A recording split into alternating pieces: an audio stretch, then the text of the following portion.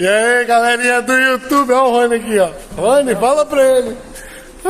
Deixa eu falar pra vocês. Eu tô com uma Livina aqui 1.8.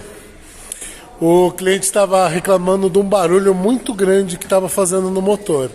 Essa Livina, recentemente ele fez o cabeçote em algum lugar.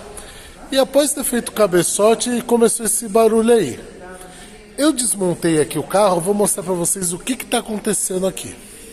Então, ó, tiramos aqui o tensionador e eu tava começando a tirar a corrente, que eu senti que tinha alguma coisa esquisita aqui no tensionador, parecia que ele tava desalinhado. Olha a cara do mecânico pensando.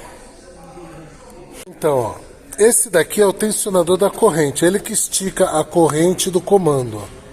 Tá vendo? É novinho. Você vê, é de uma marca boa, foi colocado recentemente.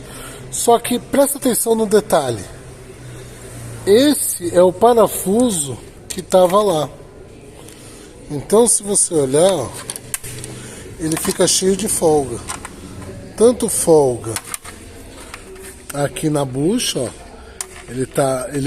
Ele tem uma folga aqui no parafuso. Por quê?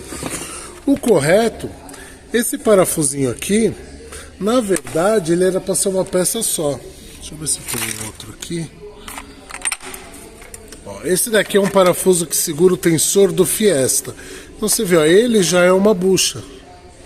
Provavelmente em algum momento perderam o parafuso original ou quebrou, alguma coisa assim, e tentaram fazer esse recurso aqui.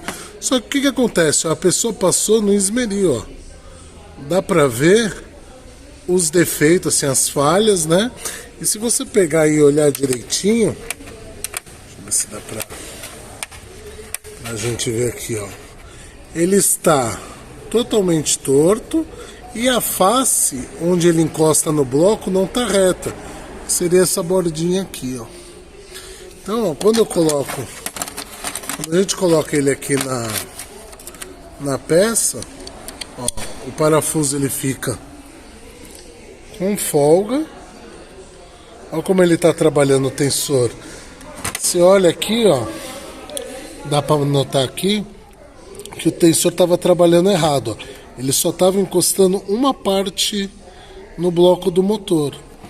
E outra situação, aqui onde vai no tensionador, ele ficava encostando no bloco do motor. Então o que acontecia?